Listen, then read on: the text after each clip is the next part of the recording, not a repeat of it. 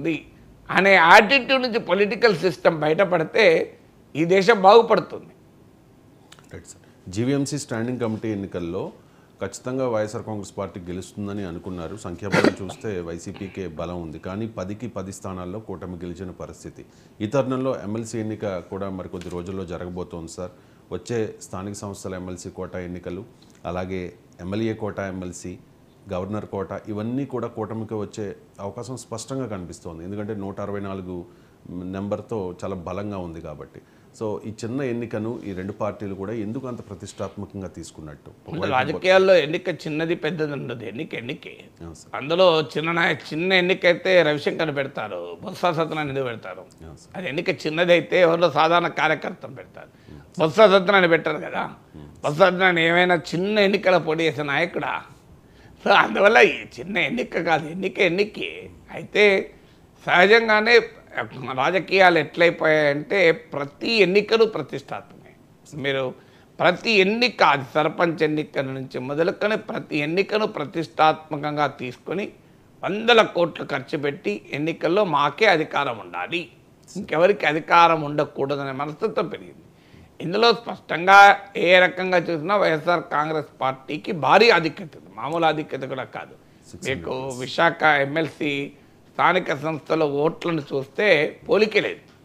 ఏ రకంగా చూసినా టీడీపీ దగ్గర కూడా రాదు. కానీ అంత గ్యాప్ ఉన్న ఎందుకు పోటీ చేస్తాం టీడీపీ అంటే వైసీపీ వాళ్ళు తమ వైపు వస్తారని. రాజకీయాలు ఎట్లయిపోయాయంటే జగన్ దుర్మార్గుడు, కానీ జగన్ మనుషులంతా మంచోళ్ళే. జగన్ మనుషులు తమ వైపు వస్తే వాళ్ళు మంచోళ్ళే, వాళ్ళు వైసీపీలో ఉన్నంత కాలమే దుర్మార్గులు. ఆ టీడీపీలో వచ్చారనుకోండి, వాళ్ళని మించిన సత్పురుషులు సత్సంగులు ఇంకెవరు ఉండరు. ఆ స్థాయికి వేరేది సమస్య ఏంటి అంటే ఇప్పుడు వైసీపీలో ఉన్నంతకాలం వాళ్ళు దుర్మార్గులు ఎట్లయితారు, టీడీపీకి వస్తే వాళ్ళు మంచోళ్ళు ఎట్లయితారు. సో అందువల్ల ఈ రాజకీయంలో ఇక తేడా ఉన్న వైసీపీ అయితే టీడీపీ అయితేంది, ఏ రాయి అయితేంది తలకాపల కొట్టుకోవడానికి, ఏ కొరువు అయితేంది తలగొక్కోవటానికి. ఇప్పుడు నిన్నటిదాకా వాళ్ళు వైసీపీ, ఇవాళ టీడీపీకి వస్తే వాళ్ళు చాలా గొప్ప వాళ్ళు, ప్రజాసేవకులు. నిన్నటిదాకా భూ కబ్జాదారులు, నిన్నటిదాకా అక్రమ మద్యం అమ్ముకున్న వాళ్ళు, నిన్నటిదాకా ప్రజలపై హింసించిన వారు, నిన్నటిదాకా గనులు తవ్విన వాళ్ళు, ఇవాళ వాళ్ళంతా ప్రజాసేవకులు, ప్రజాసేవా తత్పరులు. ఆంధ్రప్రదేశ్ రాష్ట్ర అభివృద్ధి కొరకు చంద్రబాబు నాయుడు నాయకత్వంలో పునరంకితమైన నాయకులు. ఈ రకంగా రాజకీయం మారినాక ప్రజలకు ఏ పార్టీ వస్తుంది. అందుకే మీరు గమనించండి, ఓసారి ఓ పార్టీని గెలిపిస్తారు, ఓసారి ఇంకో పార్టీని గెలిపిస్తున్నారు. తేడా ఏంటంటే ప్రజలకు అర్థమవుతలేదు. 2014లో చంద్రబాబు నాయుడుకు 100కు పైగా సీట్లు ఇచ్చి గెలిపించారు. 2019లో 23 సీట్లు ఇచ్చి 150 సీట్లు జగన్కి ఇచ్చారు. మళ్ళీ 2024లో జగన్ 11 సీట్లు ఇచ్చి 160 టీడీపీకి ఇచ్చారు. ఇంకా మాకు ఎవరైతే బ్రాండ్ మారుతుంది, లేబుల్ మారుతుంది, అందరూ ఒకటే కదా. లోపల కంటెంట్ ఒకటే, ఫామ్ మారుతుంది. చంద్రబాబు నాయుడు మారుతాడు, జగన్ మారుతాడు, మిగతాలంతా ఒకటే కదా. ఇందులోకి వస్తారు, అందులోకి ఇందుకు వస్తారు. ఎన్నికలప్పుడు రాలేదా మీరు? ఇవాళ నిన్నటిదాకా వైసీపీ ఎంపీ, ఇప్పుడు జనసేన ఎంపీ, నిన్నటిదాకా వైసీపీ ఎంపీ, ఇప్పుడు టీడీపీ ఎంపీ. మళ్ళీ విచిత్రం ఏంటంటే వీళ్ళే మళ్ళీ 5 ఏళ్ళలో అన్యాయం జరిగింది అంటారు. వాళ్ళే కదా అప్పుడు వైసీపీ ఎంపీలుగా ఉన్నది. వాళ్ళు 5 ఏళ్ళు వైసీపీ ఎంపీలుగా ఉండి ఎన్నికలకు 2 ఏళ్ల ముందు పార్టీ మారి మళ్ళీ టీడీపీ ఎంపీలు అయిపోయి వెంటనే 5 ఏళ్ళు రాష్ట్రాన్ని అన్యాయం చేసిండు అధ్యక్ష అంటున్నారు. నాకు ఆశ్చర్యం వేస్తుంది. మరి అన్యాయం చేసినప్పుడు నువ్వు ఎందుకు ఎన్నావు ఆ పార్టీలా? రాష్ట్రాన్ని ముంచుతుంటే నువ్వు ఆ పార్టీలు ఎందుకున్నావు? ఎప్పుడు బయటకు వచ్చా టికెట్ ఇవ్వనప్పుడే కదా. సో అందువల్ల రాజకీయ నాయకులు ఆ రకంగా తయారయ్యారు.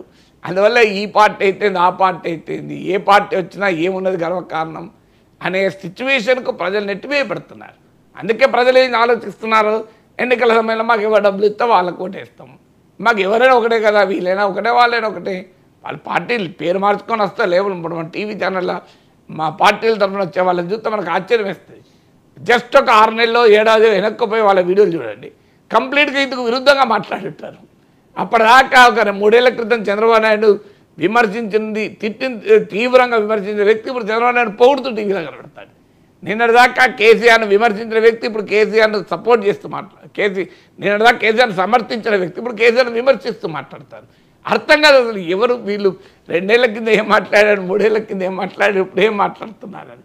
సో ఆ రకంగా రాజకీయాలు తయారు చేశారు. ఎందుకు అంటే ఆధిపత్యం అంతే, ఎక్కడ ఎవరు ఉండకూడదు, అంతా మా వాళ్ళే ఉండరు. తెలంగాణలో కూడా అదే జరుగుతుంది కదా. లోకల్ బాడీస్ అనే కలర్ మారిపోతుంది కదా. అందువల్ల ఇప్పుడు విశాఖలో కూడా జరగబోయేది అదే. అయితే ఎన్నికల్లో ఎంతమందిని తమ వైపు తిప్పుకుంటారో తెలియదు, కానీ ఏ ప్రలోభాలు లేకుండా వైసీపీ వాళ్ళు టీడీపీలకు ఎందుకు వస్తారు? సో రేపు వాళ్ళు ఒకసారి ఇటు వచ్చినాక వాళ్ళు సమాజానికి ప్రజలకు ఎందుకు సేవ చేస్తారు? వాళ్ళు ప్రలోభాలతో వచ్చిన వాళ్ళు వాళ్ళ పని వాళ్ళు చేసుకుంటూ కూర్చుంటారు. Right sir. ఏపీ క్యాబినెట్ డెసిషన్స్లో ఒక కీలకమైన డెసిషన్ సార్, ముగ్గురు పిల్లలు ఉన్న వాళ్ళు కూడా స్థానిక సంస్థల ఎన్నికల్లో పోటీ చేయవచ్చు అని చెప్పి. నాకు తెలిసి ఎన్టీఆర్ హయాంలో అనుకుంటా సార్ ఈ రూల్ పెట్టారు, ముగ్గురు పిల్లలు ఉంటే ఎన్నికల్లో పోటీ చేయకూడదు అని చెప్పి. దాన్ని క్యాన్సిల్ చేస్తూ ఒక కీలకమైన క్యాబినెట్ డెసిషన్ తీసుకుంది. సో ఈ డెసిషన్ మీద మీ కామెంట్? అంటే ఇప్పుడు పిల్లలు ఎంతమంది ఉన్న దాన్ని బట్టి వాళ్ళు ప్రజలకు సేవ చేయగలరా లేదా అనేది డిసైడ్ చేద్దామా? సో ఇప్పుడు అలా అంటే ఎమ్మెల్యేకి మరి ఎంపీకి సో అన్ని పదవులకు కూడా ఎంతమంది పిల్లలు ఉన్నారన్నదే డిసిషన్. అంటే పిల్లలే లేరనుకోండి, వాళ్ళకి ఇంక ఎక్కువ మార్కులు ఇద్దామా వెయిటేజ్? పెళ్ళే కాని వాళ్ళకి ఇంక ఎక్కువ వెయిటేజ్ ఇద్దామా? అట్లా రాహుల్ గాంధీకి హైయెస్ట్ వెయిటేజ్ వస్తుంది ప్రైమ్ మినిస్టర్ అయ్యడానికి. సో అందుకని పెళ్ళే చేసుకోలేదు కనుక, పిల్లలే లేరు కనుక హైయెస్ట్ వెయిటేజ్ ఇద్దామా? సో మనకు అర్థం కావాల్సింది ఏంటంటే ప్రజలకు డిసిన్సెంటివ్తో